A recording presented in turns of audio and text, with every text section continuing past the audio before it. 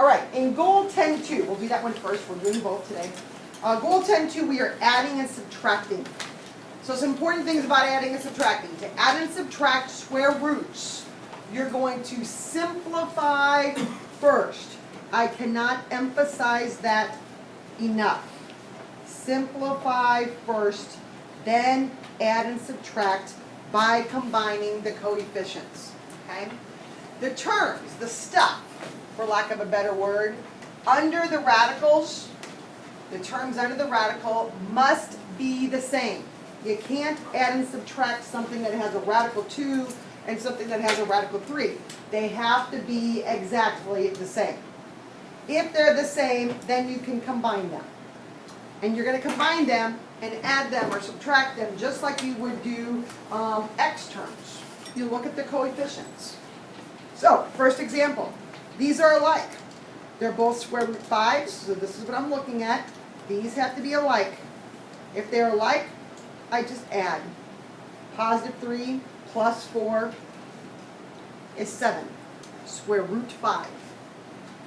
The radical part does not change.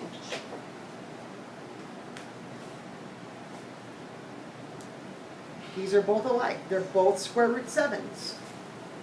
So 11 minus 2, 9. Square root 7.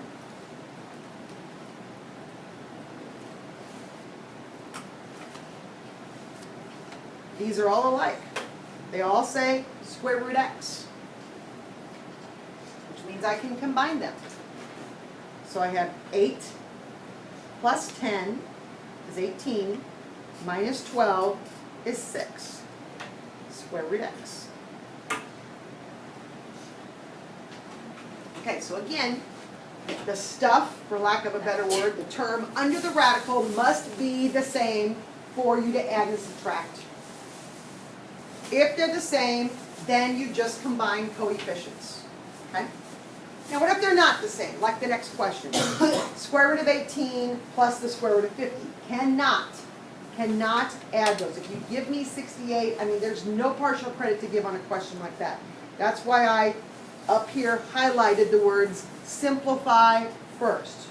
So you're going to do what you did today in last class and the class before. I guess it was just 2 classes. Oh no, we just did on our system. We're going to simplify those. So we're going to take the 18. 18 is not a perfect square, but it does break up to 9 times 2.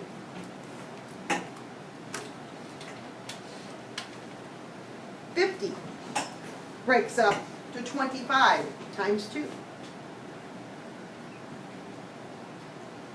So then I have the square root of 9, that's a perfect square, is 3, with my 2 left. The square root of 25 is 5, with my 2 left. Now they're alike. And I can add. So we just have to get 3 and 5 is 8, square root 2. Get them alike if you can.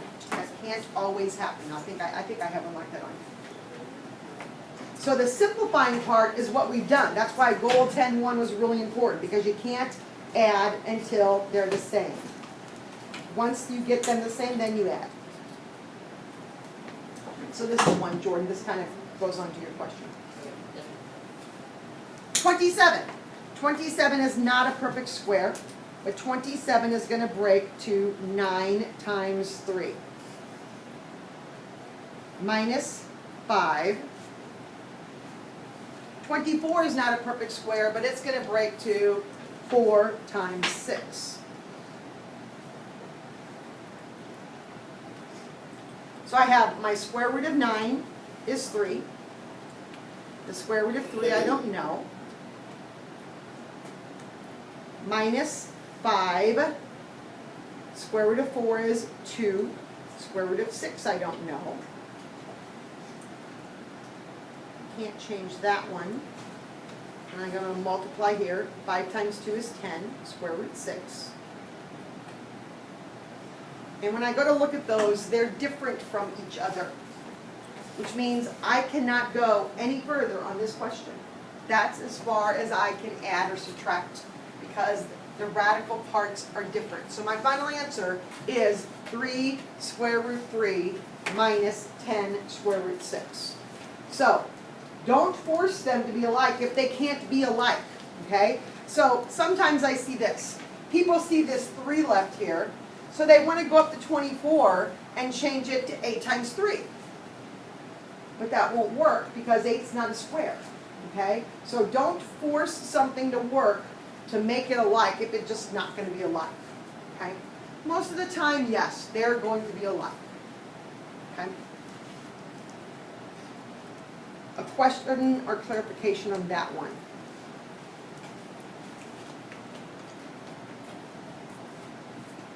Okay, the last one, because really it's not going to get any harder than these, okay, for adding and subtracting. 162, not a perfect square. So I go to my chart, probably not going to know this one off the top of your head, so I start dividing. 169, 144, 121, 100, 81, there we go, 81 times 2.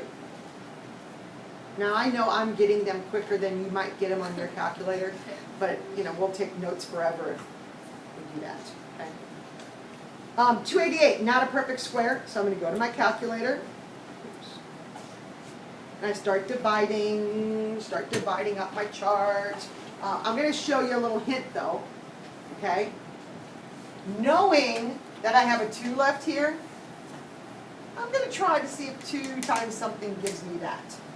And it does, 144. So by using that little hint from the first one, I don't have to spend as much time on the second one. What I do is, like, if it has to at least be at the least times 2. So always divide by 2 because it can't be any bigger than Correct. that. And then I start going down. The problem with going down is that sometimes you don't get the highest square. So that's why I have you go up. On that one it will. Like 288, I Yeah. did divide 2, and it gave me that by coincidence, but if it couldn't have been any bigger number. Correct. Correct. But there's other squares on that chart that go into 288. Like 4 goes into 288. So there are other numbers. So that's fine. It just doesn't always work. All right, so on this one here then, I have my 4 that's out there. Square root of 81 is 9. Square root of 2 I don't know. Work my way to the right. Square root of 144 is 12. Square root of 2 I don't know. So 4 times 9 is 36. 12 times 7 is 84, thank you. Square root 2. And then I subtract 30, 40, 50, 60, 70, 80, 50, negative 48. Negative 8. Square root 2. Is my negative 48 good? Yeah. So negative 48 square root 2. So once they're alike,